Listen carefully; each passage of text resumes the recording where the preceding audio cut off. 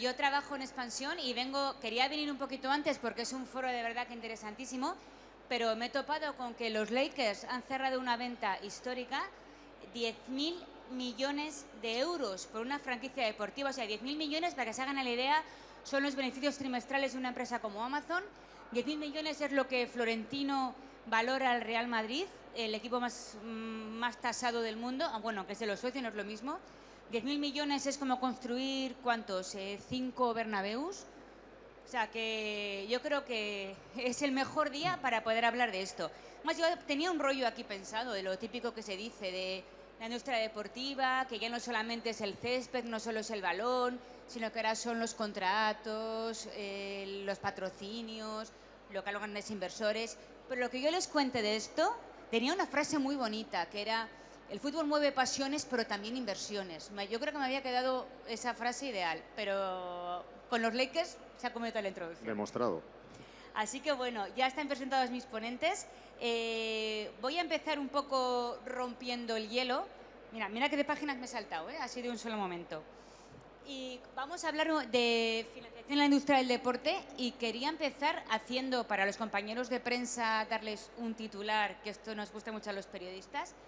Si me podéis hacer una radiografía de cómo ha cambiado, vamos a poner en los últimos 5 años, si queréis otro periodo también me vale, toda la financiación de la industria deportiva, porque hablamos de un sector que se ha profesionalizado, un sector que no es lo que era, que ahora es entretenimiento. La Liga no compite con la Premier, compite con, iba a decir Juego de Tronos, estoy anticuada, compite con la última serie de moda que ahora mismo en televisión.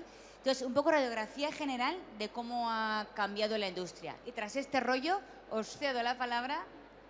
Bienvenidos. Pues muchas gracias, Estela. La verdad es que un placer estar aquí contigo y con los componentes del panel. Yo creo que el cambio ha sido brutal, absolutamente brutal. Yo creo que hemos pasado de ese deporte casi semiprofesional que de hace no tantos años, quizás exceptuando lo que es el mercado americano, que lleva con esa profesionalización muchos años, pero en Europa hemos pasado a una profesionalización brutal.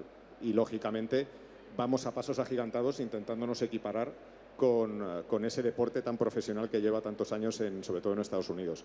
Yo creo que el mecanismo de financiación no queda otra que evolucionar con este mundo. Es decir, las operaciones de financiación tradicionales o con los productos tradicionales, al final ya no se pueden usar para este volumen, como has dicho tú, con unos medios audiovisuales absolutamente mundiales, globalizados, con lo cual hemos tenido que ir evolucionando también en productos, y no solo en productos, sino también en la forma en la que podemos financiar todo lo que abarca este mercado. Ya no es solo los fichajes de los jugadores, lo que es el mundo meramente deportivo, con todo lo que conlleva, sino los estadios, las posibilidades de crecimiento, de sinergias, todo lo que hay en cuestiones pseudo-deportivas, pero que están ligadas íntimamente a un club, y sobre todo con los históricos que mantienen, ¿no? Con lo cual yo creo que nos queda mucho camino, pero en ello estamos. ¿Puedes poner un ejemplo de cómo ha sido ese tránsito de modernización en una entidad como la vuestra en los últimos 5 o 10 años? Bueno, yo te diría que en CaixaBank sobre todo lo que hemos hecho es la segmentación y profesionalizar aún más, o hacer, digamos, un segmento específico para este sector. Al final, lógicamente, es un sector, tú me hubieras apuntado, que mueve pasiones, y las pasiones hay que tratarlas de una manera especial. Pasiones e inversiones. Inversiones, efectivamente. Y esas inversiones que has comentado tú, que vienen unidas a las pasiones, pues las tienes que dar un seguimiento particular. Tienes al final, como van seguro que a demostrar los compañeros del panel, al final tienes que profesionalizarte aún más, ser mucho más específico con según qué inversiones, con según qué necesidades de financiación, y al final lo que vas a hacer con esa segmentación es tener al personal de CaixaBank lo más preparado, lo más cercano y lo más conocedor posible en concreto de ese segmento tan particular para lo que es el negocio. Perfecto, muchas gracias. Jaime, que le recuerdo que es de la Junta Directiva de la Asociación Madrileña de Empresarios de Servicios Deportivos en Madrid, que no quería dejar ninguna palabra, y de la Federación Nacional de Instalaciones Deportivas, un sector también que se ha profesionalizado de una manera increíble. ¿Cuál es tu punto de vista, tu balance, tu titular de la evolución en este periodo? Pues lo primero, buenas tardes a todos. Acércate el micro, creo que igual se oye mejor. Perdón. Como Julio Pues, Iglesias. Como Julio Así Iglesias, es. ¿no? Lo malo que me pongo a cantar. Si quieres... Bueno, pues, referente a lo que planteas de cómo ha cambiado el sector, yo te diré que en el mundo de los centros deportivos los 10 últimos años ha sido un cambio radical. Se ha profesionalizado enormemente, hemos pasado de un sector básicamente pequeño, dominado por centros que habían sido creados por profesionales del entrenamiento, y de unos años a esta parte, de 10, 12 años a esta parte, se ha producido un crecimiento, un boom por la actividad física. Se ha convertido en un sector, por sus características, atractivo para el capital riesgo. Se ha producido un crecimiento exponencial y esto ha hecho que se haya profesionalizado tanto en las formas de financiación como en las formas de gestión, etcétera. Y has hablado del tema de los Lakers. También es un tema que afecta. Si vemos las noticias del sector, España ha protagonizado la parte de las 10 operaciones más grandes en Money que ha habido en el año pasado. Creo que 6, 7 la ha protagonizado el mercado español. Ahí también tiene mucha importancia todo el tema de financiación, estructuración de la operación, etcétera, etcétera. Cada vez están apareciendo más mecanismos de financiación, llamémosles más profesionales. Antes era el crédito bancario tradicional. Ya están empezando a aparecer otras fórmulas de financiación más sofisticadas, ¿no? Ajá. Muchas gracias. Rafael, que les recuerdo que dirige la entidad financiera privada CREA desde que se constituyó en 2005 para cubrir la necesidad de financiación del sector audiovisual en su momento, pero también en industria deportiva, del cual sabéis mucho. Te dejo el momento, Julio Iglesias, para que nos cuentes cómo ha sido la evolución desde tu punto de vista en este periodo. Y acércate, por favor, el micrófono, creo, porque si no, no se escucha bien. ¿Ahora se me oye? Sí, perfecto. Perfectamente. Pues hablabas antes, Estela, del tema de cómo ha cambiado la financiación. Yo me atrevería a decir que tendríamos que plantearnos cómo nos ha cambiado la vida a todos en estos últimos años. Sobre todo por el tema del ocio. O sea, aquí lo que de lo que se trata es de qué hace la gente con su tiempo libre, y a partir de ahí hay un negocio que yo creo que está superando ya el de la industria pura, normal, al que estábamos acostumbrados, ¿no? El tiempo libre, que se puede dedicar o al sector audiovisual, o a ver series, o a ver películas, o irte al gimnasio, o irte a ver un partido de fútbol. Es decir, todo ese entramado que se está moviendo alrededor del ocio, del tiempo libre que tiene la gente, está generando un cambio absolutamente radical en la sociedad. O sea, antes ni se nos planteaba la posibilidad, ni a las entidades financieras, ni a nosotros, que empezamos con el sector audiovisual, a plantearnos el negocio del mundo del deporte. Pero es que la sociedad lo está demandando. Las federaciones están viéndose como la gente se está apuntando, como la gente hace ciclismo, como la gente hace montañismo, como la gente acude a ver películas, va a los gimnasios. Es algo brutal. O sea, yo creo que no se entiende ahora en una persona que tenga una determinada edad la posibilidad de que no entrene, que no haga deporte, que no salga el fin de semana o algo un poco deportivo, ¿no? Entonces esto ha cambiado el modelo totalmente de la sociedad. La industria del entretenimiento, que es un La poco donde se industria ha del metido el entretenimiento. deporte. Que ya no es Ese deporte tiempo- puro, no es un balón, sino que hay mucho más detrás de ello. Efectivamente, sí. Hasta hace poco, pues bueno, se entendía como que el ocio, el entretenimiento era una parte pues adicional de la vida, ¿no? Cuando ahora resulta que probablemente el ocio y el entretenimiento puedan generar más valor que lo que hacemos cuando estamos trabajando en nuestras oficinas, ¿no? Tenía preguntas particulares en este rollo de folios que tengo aquí, que me he saltado ya todos, me voy a saltar más, porque os complementáis tanto que voy a seguir un poco con unas preguntas más comunes. Quería preguntaros qué perfil de proyectos deportivos creéis que son hoy más atractivos para ser financiados, porque seguro que esta mesa nos escucha algún inversor, algún fondo que pueda querer meterse en una propiedad deportiva, porque ahora mismo el deporte es un must be, o sea, la gente lo quiere tener como un asset trophy que llaman dentro de las carteras. Entonces, ¿qué proyectos serán más interesantes para la financiación privada? A ver, yo creo que en este sentido, una entidad global como es CaixaBank tiene que tener en su portfolio o en su visión el hecho de estar en cualquier situación de posible negocio de cualquier inversión. Es decir, con esto quiero decir, no solo hablábamos antes, tú iniciabas con esa noticia bomba de la venta de los Lakers hoy, pero claro, además de los Lakers, el Real Madrid, el Manchester United, en fin, todas estas cuestiones, los grandes equipos de la NFL, la Fórmula 1, hay otro mercado también. Es decir, ese mercado, lógicamente, cualquier entidad, a través de los productos habituales, de un Project Finance, de un M&A, de cualquier cuestión de esta, va a estar y va a querer estar, porque estamos hablando de una inversión absolutamente profesionalizada. Pero también hay otro mundo, es decir, ese otro mundo que hablaba también ahora, yo creo, con buen criterio Rafael, en el sentido de todos los que no están en ese nivel de profesionalización. Es decir, y que hay que atender. Si me apuras aquí, CaixaBank, como sabéis, con su trasfondo de obra social y con todo lo que tiene detrás, pues también el deporte, muy bien apuntado, no deja de ser salud, no deja de ser una cuestión que ahora mismo está muy en boga. Y claro, también hay que atender a quién, a las federaciones deportivas, no solo a las nacionales, a las federaciones autonómicas. Hay que atender a clubes que posiblemente, si no fuera por ayudas públicas, por algún tipo de subvención, no podrían estar en determinadas escalas de profesionalización. Es decir, clubes que a lo mejor están en nivel UCI de ciclismo, pero que una parte importante de su presupuesto es el apoyo, pues, de esa comunidad autónoma, de esa corporación local, y que muchas veces el anticipo de esas subvenciones es básico para su vida, ¿no? Y luego, por supuesto, pues en la industria del deporte. O sea, yo creo que al final una entidad como CaixaBank tiene que estar abierta a través de esa segmentación que os decía, tanto a las operaciones corporativas como a las operaciones de empresa, como a las operaciones de nivel institucional, porque va a haber muchas necesidades de entidades que si no, no tendrían ese soporte financiero. Además, con CREA tenéis proyectos comunes, ¿verdad?, para la industria deportiva. ¿No sé si nos puedes contar un poco cómo...? Sí, con CREA yo creo que, ahora le cederé la palabra a Rafael, pero yo creo que empezamos sobre todo pues con un proyecto de este tipo, ¿no? Es decir, las subvenciones que el Consejo Superior de Deportes otorga a las federaciones deportivas nacionales, que muchas veces por el largo plazo de tramitación administrativa que tienen, en cuanto que tiene que existir una resolución de convocatoria, que tenga una existencia previa de presupuestos, esa resolución de convocatoria, luego hay una resolución provisional.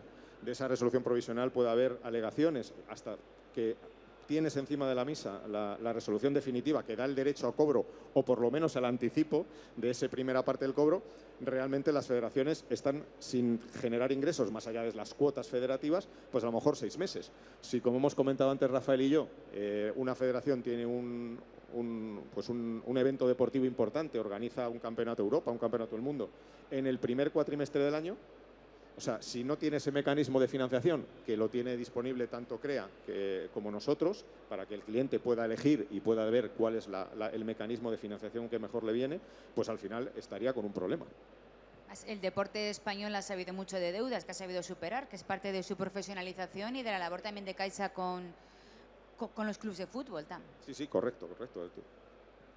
Sí, no, solamente añadir que efectivamente el sector al final demanda pues unas entidades financieras, digamos, que conozcan un poco el problema que tienen. Él estaban apuntando perfectamente un problema que hay, además que era muy concreto. Nosotros tuvimos una federación que tenía que hacer un campeonato pues a principio de año. Y entonces, pues probablemente la subvención la iban a recibir en noviembre o en diciembre de ese mismo año.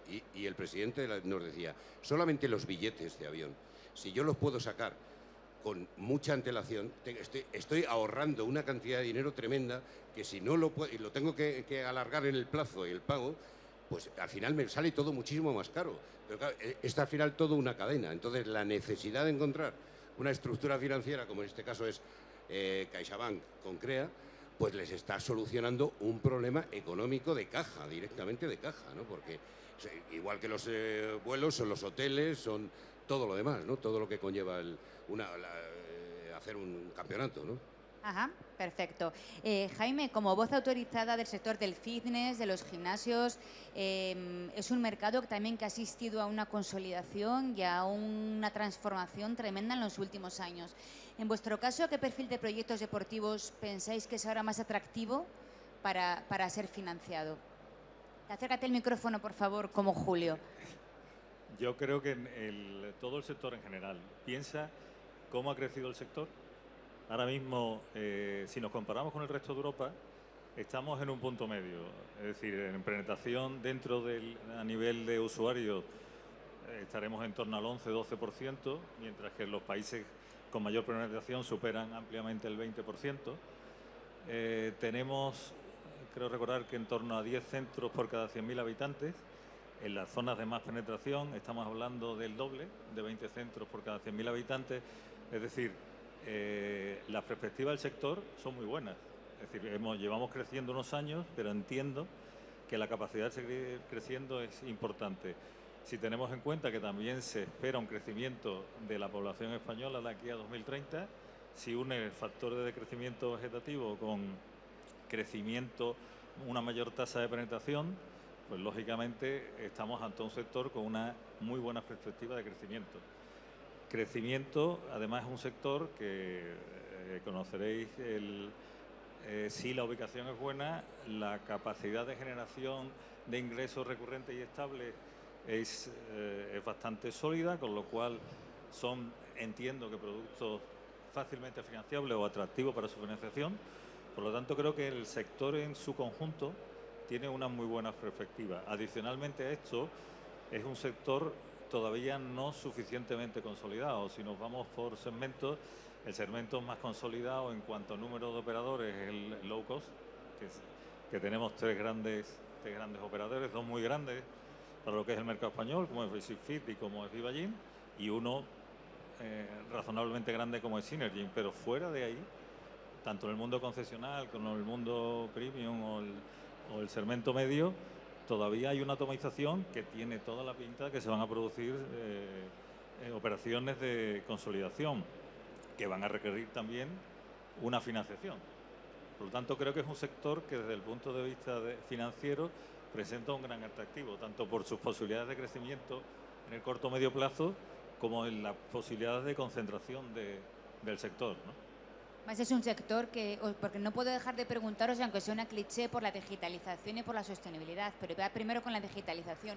En el caso del fitness, es un sector que desde la pandemia ha supuesto un punto de inflexión muy importante, ¿no?, a la hora de transformación del mercado y de necesidad de financiación.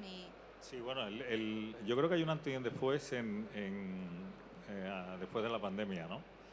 Pero en muchos aspectos. El primero es, hemos tomado una mayor conciencia de salud y por consiguiente el ir a un gimnasio se ha percibido como una mejora de tu calidad de salud, ¿no? Por lo tanto, supone una mayor afluencia a los centros. Ha aparecido el segmento joven con una virulencia impresionante. Se ha rejuvenecido enormemente el sector, ahora tenemos clientes muy, muy jóvenes. También se ha producido una mayor recurrencia en la asistencia, es decir, se está creando la pandemia ha generado una mayor apetencia por el concepto actividad física y por consiguiente el concepto salud. Queremos estar más sanos. Digitalización, totalmente, es decir, ten en cuenta que cada vez manejamos un mayor número de clientes, por consiguiente necesitamos un mejor y mayor conocimiento de esos clientes para poder darle un mejor servicio a esos clientes y que al final puedan conseguir esos logros para los que al final vienen. O sea, tú cuando te vas a un gimnasio, al final es para estar mejor. Y si tú no eres, y nuestro objetivo es que a cada persona intentar que consiga su objetivo. Y una palanca muy importante para eso es la digitalización y el conocimiento la segmentación que hemos hablado antes del mercado. Porque estábamos hablando, como bien mencionáis al principio de la mesa, sobre los Lakers, pero no todos son los Lakers, no todos son Basic Fit tampoco. Y quería preguntarte, José, ¿cómo adapta CaixaBank su modelo de financiación a clubes pequeños frente a entidades de mayor tamaño como el fútbol profesional? Porque ahí sois el banco de los clubes, ¿no?, que se llama, y tras la fusión también bancaria de las canteras de baloncesto. Entonces, ¿cómo se hace ese juego entre grandes y pequeños para poder que haya una democratización de ese acceso a la financiación? Me ha salido un pareado. Sí, la verdad es que, como tú dices, esa democratización de los productos al final cae un poco en cascada cuando te has empezado a hacer grandes operaciones con, pues eso, de M&A o de financiación de grandes clubes. Te das cuenta, sobre todo cuando también tienes ese trasfondo por detrás de la obra social, de que hay muchos otros clubes que necesitan esa ayuda. Al final, nosotros con esa segmentización, ¿en qué ha acabado en los productos? Pues que ha acabado en que los productos de financiación que se hacen muchas veces para estas entidades, pues acaban siendo casi productos a medida. Es decir, es que al final las necesidades que tiene un pequeño club o una federación territorial, o por ejemplo, que además esto Rafael lo habrá vivido, hablabas antes de la digitalización. Todos los proyectos que han venido de digitalización y automatización de fondos Next Generation, que han venido a los clubes, a las federaciones, la tecnificación deportiva que viene a las federaciones, todas las ayudas que hay de material informático para potenciar el crecimiento de los atletas. Pues al final tienes que ir adaptándote mucho a qué es lo que necesita cada cliente. Al final, las necesidades, como decimos, pues de un Real Madrid o de un Atlético de Madrid no van a tener nada que ver con un club de segunda. O con el Mirandés, que va a subir con un Mirandés, bueno, porque el Mirandés ya lo tenéis medio en primera, o sea, que es que ya eso está aquí al ladito. Pero al final también pasa las necesidades de un club pequeño o de un negocio de deporte, sea el que sea, tampoco van a ser las de una federación deportiva o tampoco van a ser a lo mejor las de una asociación de deportes paralímpicos. Imaginaros lo importante que es también dar apoyo a los deportes paralímpicos y a las asociaciones que gestionan muchas veces que estos deportistas puedan tener su espacio para entrenar, su tiempo para entrenar, es decir, claro, donde CaixaBank tiene también mucho apoyo como socio a todo deporte paralímpico. Exactamente, entonces ya no solo el patrocinio de CaixaBank como entidad, pues tú decías, hablas antes del convenio con la Liga, sino de todo lo que hay detrás, pues como tú dices, de patrocinios a nivel de federaciones, a nivel de asociaciones de deportes paralímpicos, o sea, es decir, la presencia tiene que ser total. ¿Cómo lo consigues solucionar? Pues habiendo desarrollado determinados productos que tradicionalmente a lo mejor estaban en el mercado de la empresa mercantil, de lo que es, pues a lo mejor los factoring, los confirmings, los anticipos, pues al final los has ido adaptando a cualquier derecho de cobro que tienen estas entidades, podérselo anticipar, que lo tenga en tiempo y forma, que pueda acometer esos gastos y sobre todo que esos apoyos que recibe por parte de la administración muchas veces con un retraso de abono importante no les impida hacer sus acciones tanto de mecanificación deportiva, pura competición o, como hablábamos antes, de atender a determinados segmentos con un tema de necesidad paralímpica o necesidad de deportes adaptados. A mí CaixaBank no me paga porque cuente sus patrocinios, esto no estaba preparado, pero es verdad que cada vez que firmáis un nuevo acuerdo lo contáis con una emoción que contagia. Lo llevamos, te puedo decir que cualquiera de las personas de CaixaBank, la estrella, como decimos nosotros, la estrella de CaixaBank de la fundación, de lo que sigue siendo nuestra obra social y nuestro mayor accionista, eso no lo podemos quitar de encima nunca. Y como tú bien dices, lo llevamos con muchísimo orgullo. Mucho orgullo. Y además, esto mueve pasiones, Rafael, y enlazo contigo, porque a mí me gusta mucho la inversión en deporte porque no tiene spoilers. O sea, el deporte en vivo, si te ves el partido del Mundial de Clubs de ayer de Real Madrid, ya sabes lo que ha pasado. O sea, no es como una serie que puedes ir avanzando y ver todo el argumento. El partido del otro día de Alcaraz tuvo más giros de guión que El Padrino casi, o sea, que al final a mí me gusta mucho el deporte en vivo en esto. Entonces, un poco la pregunta por la que te introduzco esto es ¿qué diferencia hay entre financiar un proyecto deportivo y uno tipo cultural, por ejemplo, donde también vosotros tenéis una gran apuesta? Sí, pues mira, precisamente nosotros estamos en el sector deportivo por las similitudes que tiene el sector del deporte con el sector audiovisual. Eso nos hizo dar el paso y tener un poco la seguridad de poder hacer las cosas bien, porque si lo analizas, es verdad que los dos sectores tienen muchas cosas en común. En principio, la necesidad de participación pública es muy importante en los dos. Luego, estamos hablando de prestigio también, o sea, es un sector que puede aportar mucho prestigio a determinadas marcas, por lo tanto, eso le hace también muy interesante. Y también los dos sectores tienen el problema que hablábamos antes, el problema de la tesorería. En el mundo del cine, pues a veces un productor cree que ha llegado a la cima cuando ha conseguido un contrato de Netflix.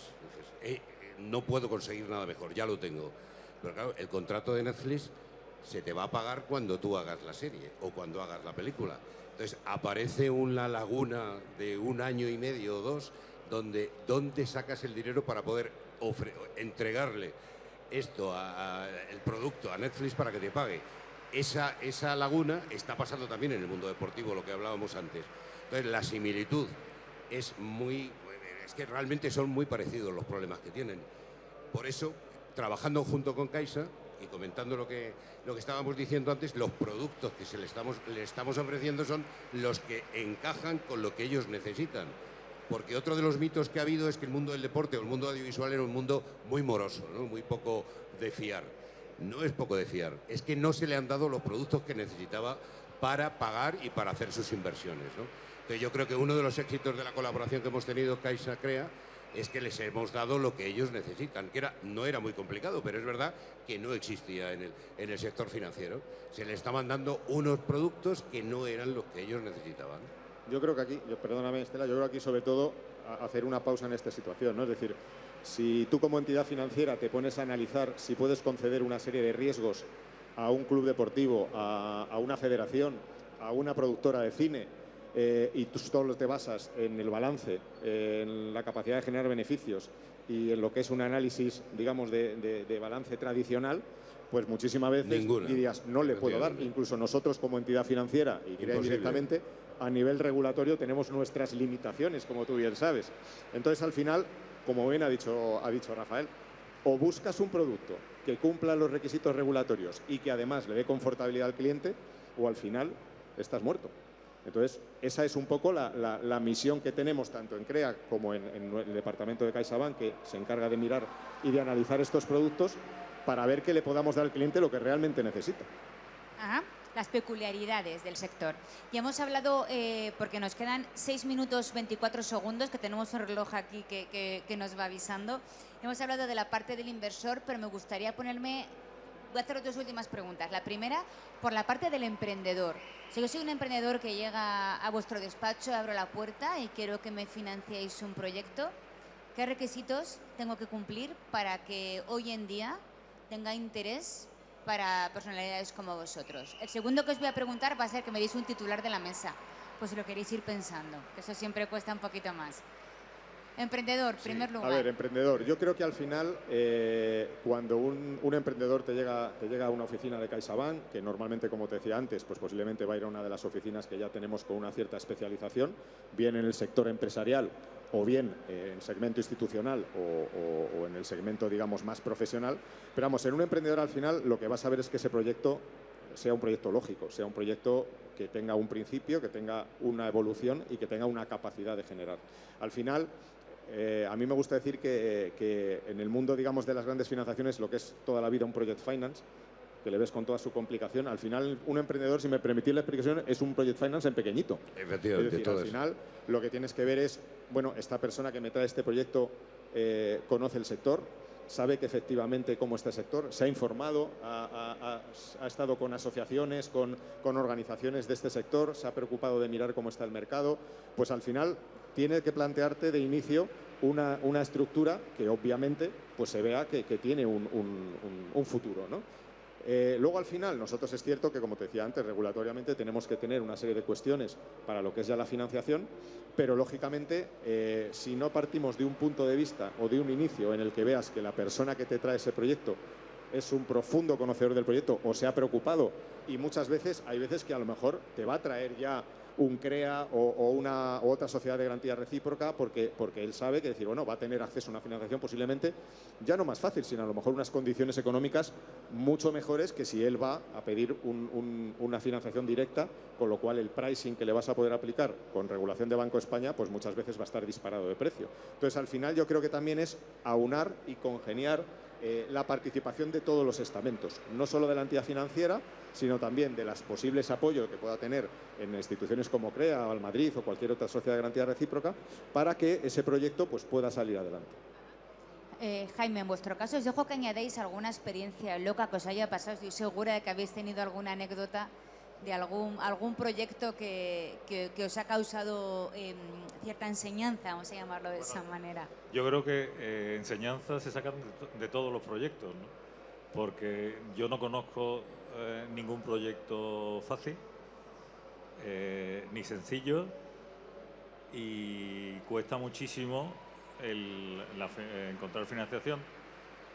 Cuando tú haces la ronda, porque yo digamos que he puesto en marcha 2 proyectos y es muy complicado. O sea, ser emprendedor en este país no es nada fácil. y conseguir financiación no es nada fácil.